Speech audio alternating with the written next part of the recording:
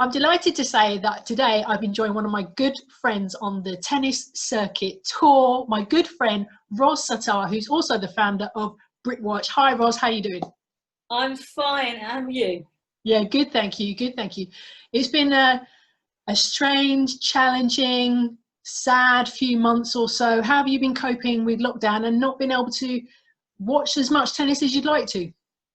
Yeah, people ask me at the start, and I mean, for me, it started actually 2 weeks before. I was due to fly out to Indian Wells. I just finished a week of work at Sky Sports News. Sort of said, "Cheery bye, I'll see you when I get back." And yeah, on the Sunday they cancelled it, and I spent those 2 weeks kind of bobbling about, not really knowing what to do, because it's always my birthday, and I always spend my birthday in California. So not only was I going to have to spend my birthday here, my cousin went down with COVID symptoms. She was going to come over. So my birthday was spent with like possibly the last Chinese takeaway before they shut, and an M&S bottle of cherry wheat beer. Not the way that I normally spend my birthday, I've got to say. And then, like most people, I was like, right, I'm going to learn a language, I'm going to do this, I'm going to do that.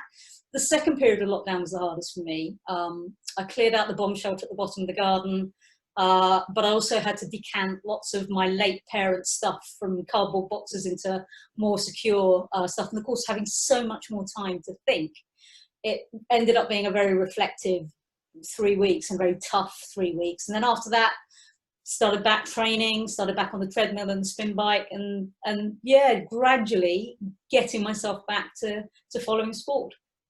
I should explain that, as I said in my intro, Ros and I are really good friends, and we always end up chatting over WhatsApp or by phone, gossiping about tennis. And we've still managed to talk about tennis, despite the fact there's been a lack of tennis over the last few months or so. I think what people have come to realise is how big the tour is, definitely on the ATP side and the WTA side. The minute it stopped, it's like, what do we do now?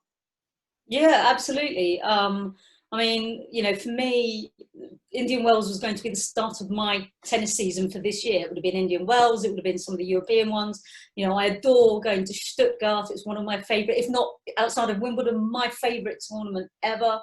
And I found myself missing my friends, missing the people that I see all the time, and the people that have been supportive since I started on the tour. And I, you know, I think when your life revolves around traveling a lot or working from home but engaging with a lot of people, and you don't have that, it's quite a lot of reflection, and also a lot of thought about, you know, what the tours have done well, what the tours have to do. You know, I can't count unless I have like fingers and socks off so I can use my toes. So I can't even begin to imagine how they're going to unravel the rankings. I read the first paragraph and then just think, oh, I've got to go lie down in a darkened room. So I hear you. Yeah, I hear you on that. But yeah, you know, I think as the domestic tournament started, everybody was ready. Yeah, the tennis community was so ready for it to come back.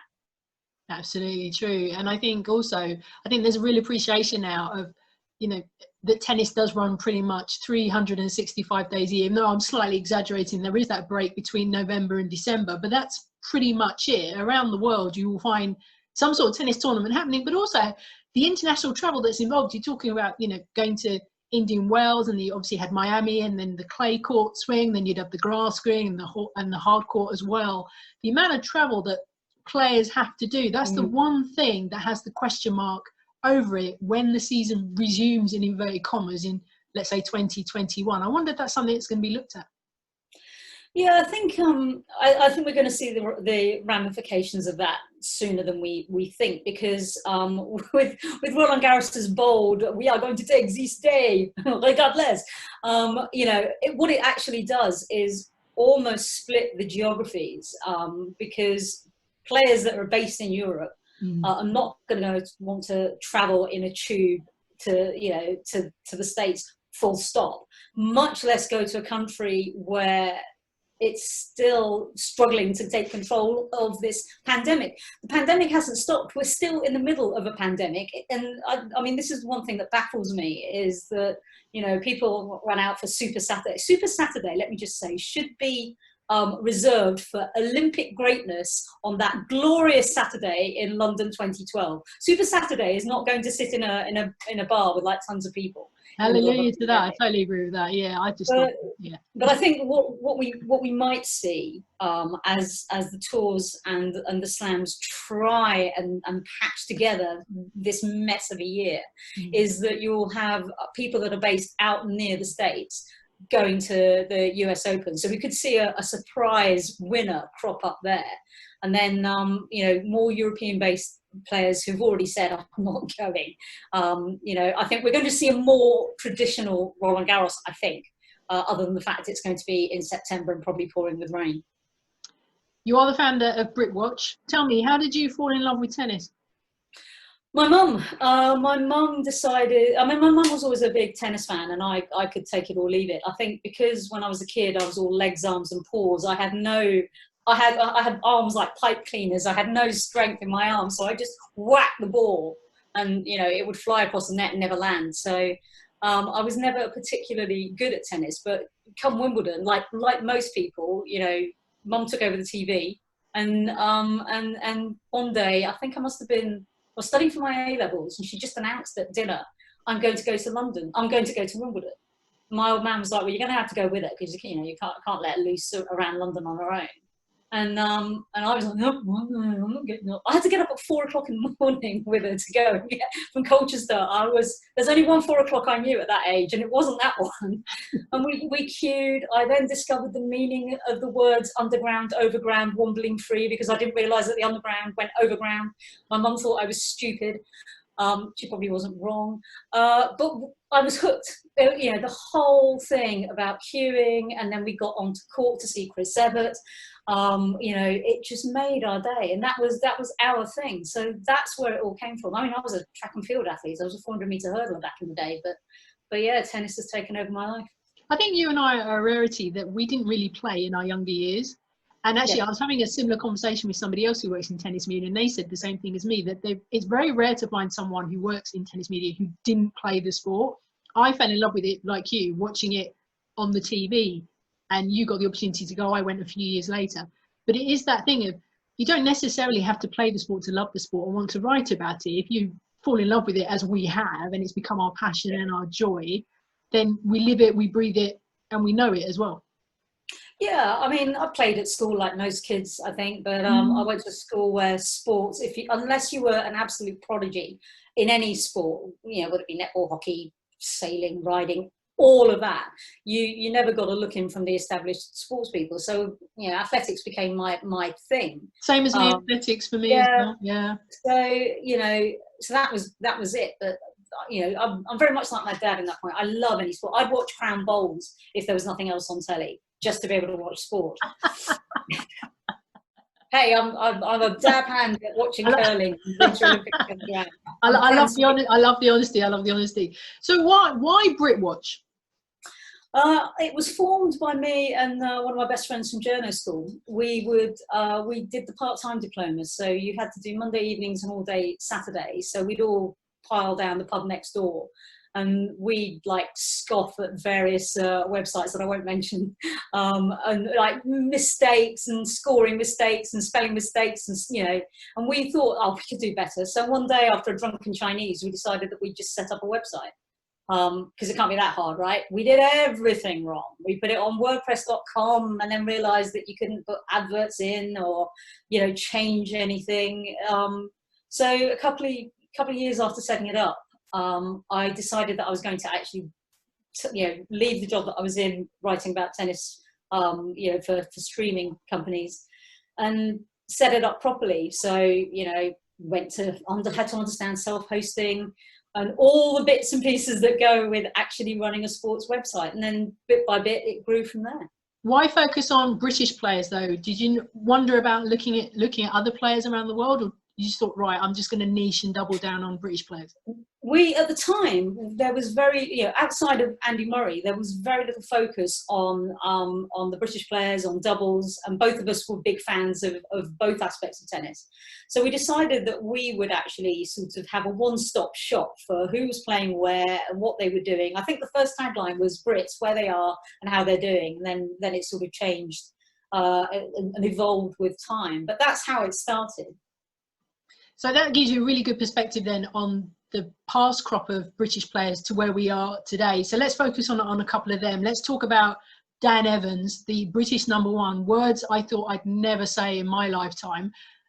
What do you know, he's had a real renaissance over the last few months, and good on him as well. He took the title at the Battle of the Brits at the National Tennis Centre as well. He's really come onto his own, hasn't he? Yeah, I think for me, the marked change for me was between watching him at the Davis Cup finals in Madrid, where I think uneasy lay the head, upon which the crown sat, especially with Andy in the team. And I think when Andy Murray is in and around the team, he's such a forceful presence. And by forceful, I just mean just the aura of him and his achievements. And Evans felt unsure of himself, didn't look like he was, 100% committed to being the #1. Whereas at the Battle of the Brits, that boy played like a #1 would play. Yeah, I agree. There's no other way of describing it. He was only beaten in the doubles by Jamie Murray. So, it was great. And I think the way it was run was fantastic. How would you describe his style of play? Because I really struggle with it. I kind of think he's kind of old school because he doesn't have that power, does he? Like, let's say, Rafael Nadal, who's probably one of the most powerful players on the tour. How would you describe Dan Evans' style? I think old school is a good. He has volleys. He's got a deftness at the net and an agility, and his variety is right up there with some of the best players in the world. There are very few players. I mean, as hardworking and as great as Kyle Edmund has been, he needs to work on that kind of variety to his game. And you see that with players that have that big 1-2 punch combo of a serve and a big forehand. That they lack on other areas. But it was good to see Edmund play the doubles. It was good to see him come forward and try more things as well. I think that will only be good for his game. Yeah, very much so. And I mentioned about the Battle of the Brits because, of course, there is no grass court season because of the pandemic. There's no Wimbledon, there's no Nottingham, there's no Birmingham, there's no Eastbourne. So it's great to see other tournaments getting the opportunity to get the spotlight, like the Battle of the Brits, which is fantastic. But also, we've got the Progress Women's Championships coming up, and we've just had the British Tour as well. And the winner on the women's side was Emma Raducanu. She's quite an exciting prospect, I would say. She is. I mean, at 17 years old, I mean, she didn't have things all her own way this week. She had slow starts in certainly her first couple of matches, and then had to fight her way through. And I think it's that tenacity that will carry her through, because that's, I think, what marks the likes of Andy Murray, Joe Conter, even Heather Watson, to a certain extent, is the tenacity that they have and the ability to, Heather's ability to switch from attack to defence, and she's an amazing defender.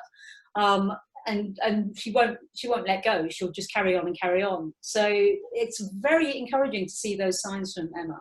And I was going to say, but isn't it brilliant also to see that we're starting to see more names coming through? If we go back to the Battle of the Brits, big shout out for Ryan Penniston, because he's from Essex and you and I are both from Essex, so we've got to give him a massive shout out. But Paul Jubb as well. Yeah.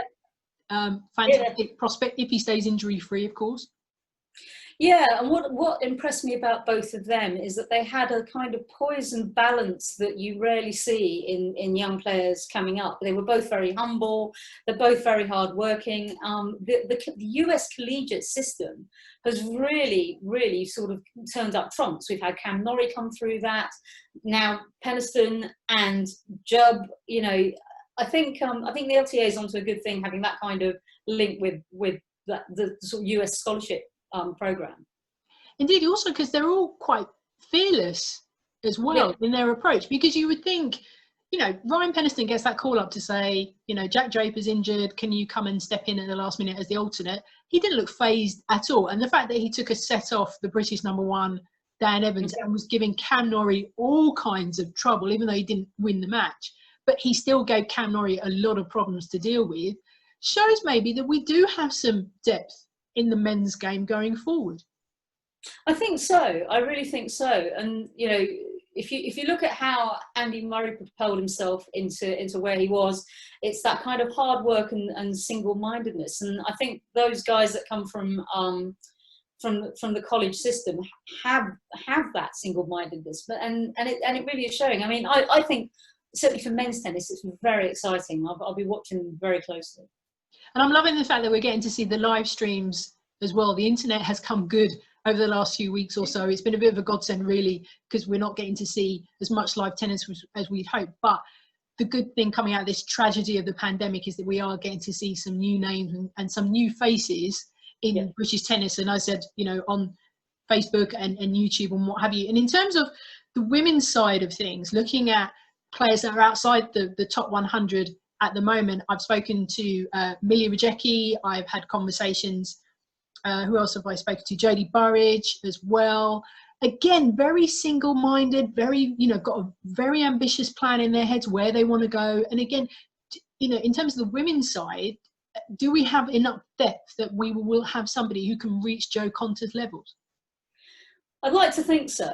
I think though they've got a lot of hard work ahead of them, because whilst you can be, you know, I see those same names, you know, Burridge, you know, Swan, coming through when we cover the lower tier, because that's one of the things that Britwatch will do is we cover the lower tiers and we cover the doubles.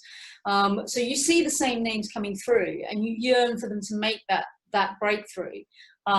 You know, I don't doubt that any of them do want to work hard, and you watch them and you talk to them at Fed Cup, and they all have that fire. They just need to really put it into practice. How hard is it for someone to break into the top 100?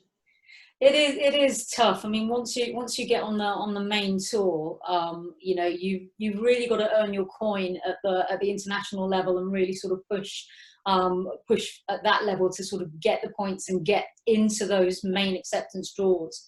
Because once you get to the two premier tiers, it's uphill all the way. Let's have a chat now. You know, you and I talking about the rest of the year. You and I have had discussions about it. We've got our own thoughts about what should happen. We now know, obviously, the US Open is going to go ahead. Roland Garros shifted to a new date again, but it is still going ahead. And last week they announced that they're going to be letting spectators, but only a small number of spectators in. I really don't know what to make of all this. I get it that players need to earn an income, because a lot of people forget that tennis players, if they don't play, they don't get paid. Yep. At the same time, you said it so well at the beginning of our chat, there is still a pandemic going on. And as we've seen with some of the exhibition tournaments, it hasn't gone the way that the tournament organisers have planned. How confident are you about the US Open going forward without any hiccups? I'm not, if I'm going to be honest with you. I was alarmed at how many of the guys from the Battle of the Brits were talking cheerfully about going to World Team Tennis. And like, you see the stuff coming out, and, you know, of all people, Francis Tiafoe going down with COVID and playing sick. You know, we talked about this during the Adria Tour fiasco. Players are generally raised to be quite self-centered. If you're a tennis player, it's all about what you achieve, you, yourself, and you.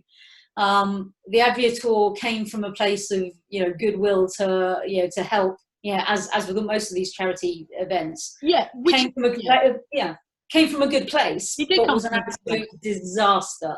Yeah. You know, it's not Djokovic's fault, because there were political machinations in place in Serbia pre and then after elections.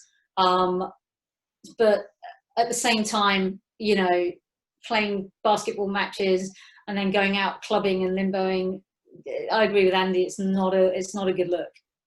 And yet I worry. Well, yeah, and then we've seen with the Battle of the Brits, we saw the women's tournament in Charleston put together by a team of US players, female players. Madison Keys leading on that, alongside with Sloane Stephens and various others, have gone ahead, but under strict social distance guidelines. Yeah. Looking at the US Open and looking at what they're proposing, it is pretty strict, but there is some leeway about certain things. The one thing that raised my eyebrows was seeing that players can rent properties. Yeah. I can't remember if it's in Manhattan or outside Manhattan, if they so wish, which kind of decreases the power of the bubble, doesn't it? Yeah, they caved on that, and I think that's going to be their undoing. If they stick to that, that's going to be their undoing, because you can control players to a certain extent, but then we've seen that actually you still can't. you can say, I'm going to self-isolate, and then you can go off to a garden party in Monaco. Unless players take the full responsibility of maintaining that bubble, then they're going to be on hiding to nothing. I hope to God I'm wrong, but my gut feeling is it's a disaster in the making.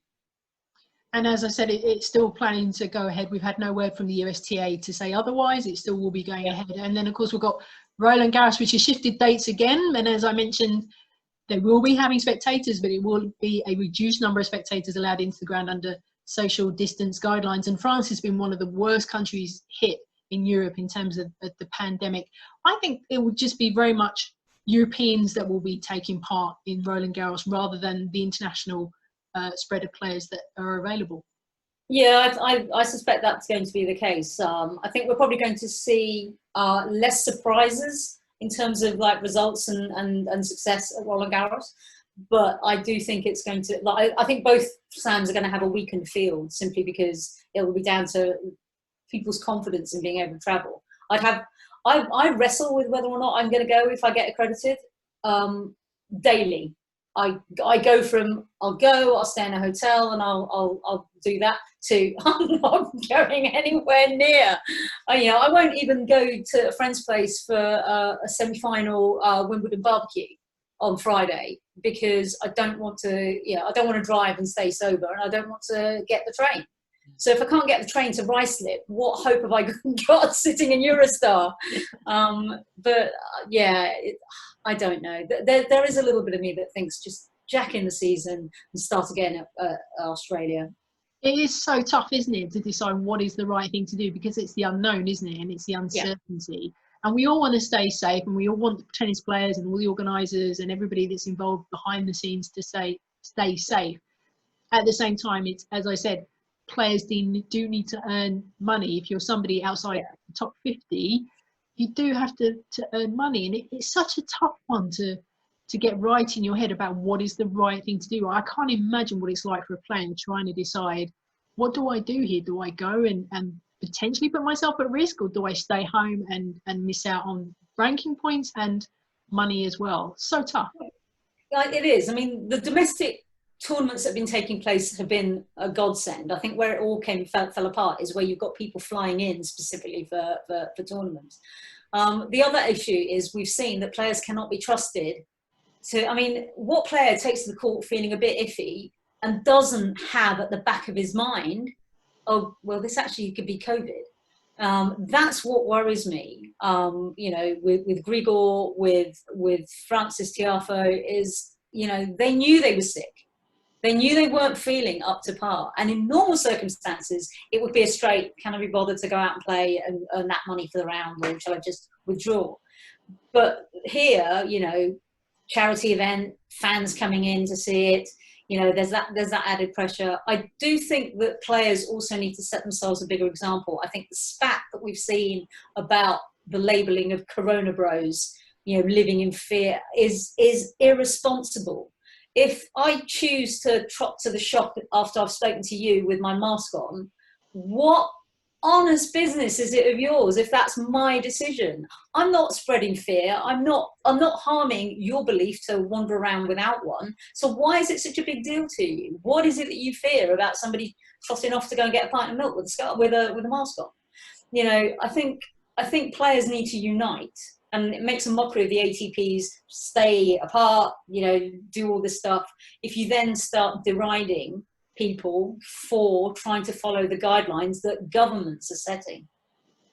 Such a tricky one. And as we said, we had the Battle of the British, which has gone by with nothing, fingers crossed. And then we've got a few more tournaments coming up as well. And, we send our best wishes to the players and everybody taking part in that. So finally, Ros, Britwatch, what's the future of the website? What's your plans?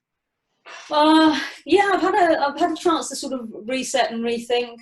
Myself and my main tennis writer Alessandro are rejigging how we do things. One of the things that we've sort of become known for over the years is is the fact that we will sort of delve into players, playing styles, and come up with our hopeless predictions that make no sense whatsoever. So we're going to be focusing a lot on that. There'll still be a bit of football and Formula One while that's still going on, even a bit of cricket with the hashtag oh dear dear for most of most of our cricket results. But yeah, you know, I think I think with the enforced gap of lockdown, it's allowed me to have a little bit of clarity of thought as to what it is that I want to do. So it'll be very exciting. We're going to sort of rejig and reform the site a little bit. But yeah, I don't see any reason why Britwatch won't keep going. Thanks so much for your time today. Good to see you as ever. You know, you and I will end up gossiping and chatting about something about tennis. It hasn't been dull, has it, over the last few months, despite the tragedy. And who would have guessed, as you said it to me the other day, that Nick Kyrgios could be possibly the voice of reason of everything that's been going on over the last few months or so. How can people find Britwatch, by the way, and find yourself on social media and online? Yep, Britwatchsports.com on the interweb, at Britwatch Sports on Twitter and on Instagram, and also me, Ros Satar, on Twitter. We will be doing a lot more of our little Britwatch in brief videos that tell you what's coming up. So yeah, do subscribe and check in.